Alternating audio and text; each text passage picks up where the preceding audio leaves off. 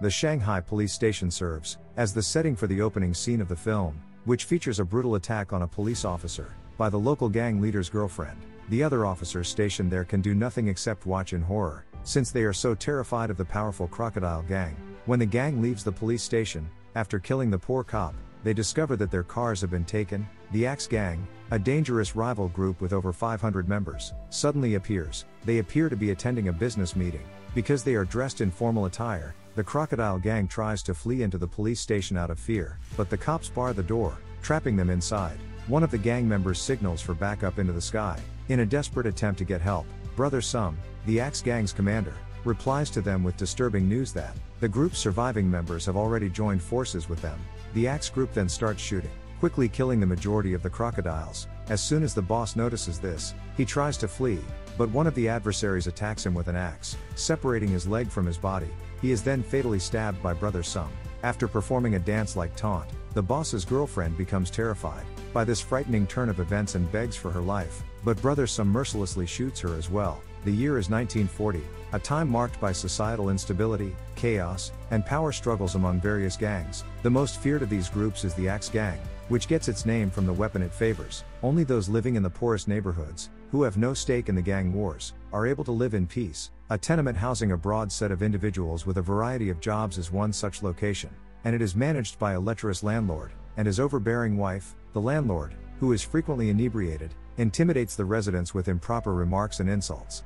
His always irate wife, who frequently yells at the renters to pay their rent, is the only one who has any control over him. Sing and Bone, two troublemakers, show up at Pigsty Alley one day, professing to be members of the Axe Gang to gain respect. They go to the neighborhood barber, where Bone has a haircut. The pair, however, refuses to pay when the service is finished, and claims they are members of the Axe Gang. Unfazed, the barber maintains his position and demands money. He collects the other alley dwellers, but Sing acts unconcerned, and even assumes a fighting position. Then he invites a female to advance and strike him, as forcefully as she can. The woman complies and strikes Sing's abdomen hard, which wounds him more than he anticipated.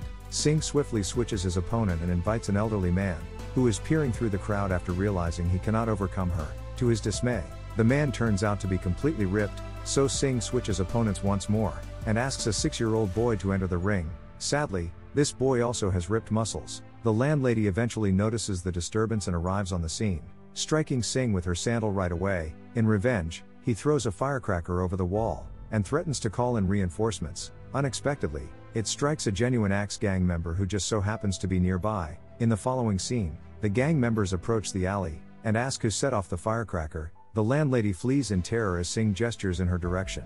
The barber suddenly steps forward, and asserts without hesitation that he is not intimidated. A gang member approaches him brandishing an axe, but the barber strikes him hard, and knocks him into a barrel. This causes the other gang members to gather. The whole Axe Gang strengthen response. Brother Sum is leading the army, as it gets at Pigsty Alley a little while later. Brother Sum demands to know who instigated the Axe Gang, and who that person is. He holds a mother and her son prisoner when no one steps forward, threatens to set them on fire. As a result, Cooley, an apparently unremarkable man, advances. The gang attacks Cooley right away, but to their surprise, Cooley reveals himself to be a master of kung fu fighting, easily disposing of the gang members with his amazing fighting skills. When he finally begins to feel overpowered, Taylor and Donut, two additional kung fu experts, join him. The trio defeats the entire Axe Gang collectively, causing them to flee. Following the incident, Brother Sum imprisons Sing and Bone with the intention of killing them for all the trouble they caused. Sing, however, shows off his lockpicking abilities and frees himself, as well as his pal just in time. When a gang member throws an axe at them, Brother Sum offers them a chance to join the gang, in exchange for killing someone after being impressed by his resourcefulness. Later, while they are still on the street, Sing tells Bone about his early life, and describes how a beggar tricked him into spending all of his savings on a martial arts brochure. Sing sought to protect Fong, a mute girl, from bullies after assiduously practicing the tactics described in the brochure, but instead was attacked and humiliated. Since then, Sing has been determined that heroes never triumph, and she has decided to follow an evil course. Back in the present, he and Bone debate the probable victim for the assassination operation. But first they grab some ice cream from a beggar on the street. The landlady of Pigsty Alley intends to evict the 3 kung fu masters, blaming them for the recent commotion. The other tenants disagree with her decision, because they see the masters as their saviors. Sing and Bone show up at Pigsty Alley as the argument heats up, with the goal to kill the landlady and exact revenge. They try to kill her covertly while hiding in a corner, but their plans go terribly wrong. A knife that Singh attempts to throw hits a wall and stabs him in the shoulder. Bone's aim is even worse because, despite his best efforts, he always manages to stab his pal in the other shoulder. To make matters worse, the landlady sees them and gives chase after them. By seizing a big box, Bone tries to scare Singh away, but it turns out that the box is full of poisonous snakes, which escape and bite Singh. With nothing else to do, the two companions rapidly part ways, and the landlady makes the decision to pursue Singh, but in the process, she has a mishap that makes it possible for the men to flee. Singh then seeks safety in a traffic pulpit, where his body instantly recovers from the damage. Once completely recovered, he rejoins Bone, yet cannot explain the bizarre incidents. Brother Sum hires two harpists, a skilled pair of assassins who utilize a mystical guqin as their weapon. In another instance, in his quest for vengeance against the people, who live in Pigsty Alley, when Cooley is disoriented, they ambush him in Pigsty Alley at night, and kill him quickly. The assassins use their guqin to release invisible weapons. As they focus their attention to Taylor and Donut, the two kung fu masters are able to defend themselves at first, but are finally defeated by the harpist's greater abilities. The landlord and landlady intercede, just as the assassins are about to strike the fatal blow, displaying their own skill of kung fu, while the landlady dispatches the harpist with her potent lion's roar skill. The landlord uses his agility to dodge attacks, and counter with subtle strikes. After a fierce struggle, the couple gets into Brother Sum's car and tells him to avoid Pigsty Alley. Following the horrific struggle, the residents of Pigsty Alley congregate around the wounded kung fu fighters. To express their sympathy and worry, they inquire as to why the landlord and landlady did not act sooner to protect them. The landlady replies that despite their impressive kung fu prowess, they sadly lost their son while pursuing retribution. They vowed not to use violence again. In the wake of that tragic event, the next day, Singh and Bone are riding a bus. When they are humiliated and physically attacked, even by a lowly clerk, Singh chooses to attack the same ice cream vendor from previously. Driven by fury, she is being held at knife point, while he demands money, yet she shows no sign of fear. She tries to use sign language to speak with Singh, which makes him discover that she is the same silent girl he sought to save from bullies as a child. The old lolly she gives him in appreciation is recognized by Singh, but he destroys it and leaves out of embarrassment. Singh, who is overpowered, pushes Bone aside and tells him not to pursue him anymore. Later, while Singh is alone on a sidewalk, he is abruptly detained by Axe gang members, and brought before Brother Sum. Singh is surprised to see that. The leader permits him to join the gang, which makes him happy. He is soon given the task of infiltrating a mental hospital to free the Beast, a mercenary who is thought to be the most deadly person alive. Singh accepts and begins working that evening right away. He enters the asylum clandestinely and releases the Beast by picking locks. Singh then drives him to the gang's hiding place, which is hidden behind a casino. Due to the Beast's flippant demeanor and untidy appearance, Brother Sum is immediately doubtful. They are finally persuaded, though, when the most dangerous man in the world shoots a gun straight at his own head. Before stopping it with just two fighters, Brother Sum invites the Beast to do whatever he pleases for the Axe gang, as all of them bow down in respect. However, he just states, "I want a worthy opponent." The Beast then strikes with a lethal kick that destroys the adjoining casino, where the landlord and landlady are presently seated.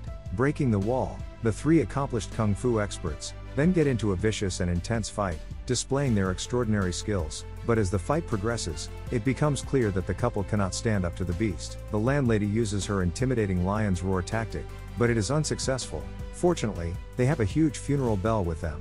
The landlady cuts off the top of the bell, turning it into a makeshift loudhailer. As the landlord engages the Beast in combat, then she uses its amplifying abilities to strengthen her lion's roar, thus subduing her adversary. When the Beast, who is hurt, tries to give up, he stabs the pair with well-timed darts. The three find themselves in a deadlock. When the landlord and landlady repel the Beast's attack, Brother Sum, who is in attendance, gives Singh the order to get rid of the pair. Singh, however, instead smacks the Beast firmly in the head with a fresh feeling of redemption. The Beast punches Singh through a hole, after breaking free of the joint lock in a fit of wrath. As a result, the landlord and landlady have a brief window of opportunity to seize the unconscious Singh and go. Brother Sum commands the Beast to pursue them out of wrath, but the latter kills him with a single blow. The landlord and landlady treat Singh with traditional Chinese medicine, and bandage him from head to toe back at Pigsty Alley. They are shocked to see he go through a transformational change, and heal incredibly quickly. The landlady concludes that Singh is a 1 in a million, naturally born kung fu expert. After observing this remarkable change, the Beast's violent attack earlier had freed Singh's chi flow, allowing him to reach his full potential as a great kung fu master. In the meantime, the Beast and the Axe gang travel to Pigsty Alley well prepared to wreak havoc.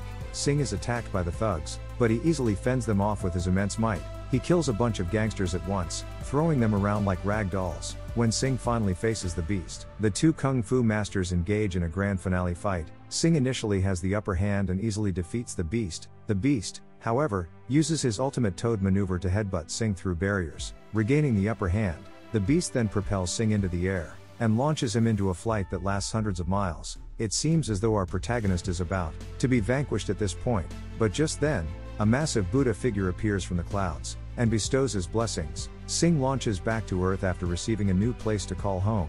As he falls, he unleashes the long-lost Buddha palm move, that flattens his opponent as his palms burst into flame. The beast pretends to submit after appearing to be defeated, which makes Sing let his guard down. He nevertheless tries to strike Sing with his poison barb, just as in the last incident. Fortunately, our hero is ready and strikes again, punching a hole the size of a palm in the wall of the tenement. The beast is subsequently subdued by this, and is forced to submit before the powerful Sing. Sing and Bone build a confectionery shop with Fong's lollipop as their emblem in the film's climactic climax. Sing comes out to meet her. As the mute ice cream salesman walks by, they joyously run into the shop, after recognizing one another in a sweet moment. The scene also shows the landlord and landlady of Pigsty Alley going about their daily lives as regular individuals. The film finishes with the earlier beggar giving a young boy, who is eating a lollipop, a collection of martial arts manuals. The end. If you like this story, please subscribe to the channel and like it to motivate me to bring you more stories like this.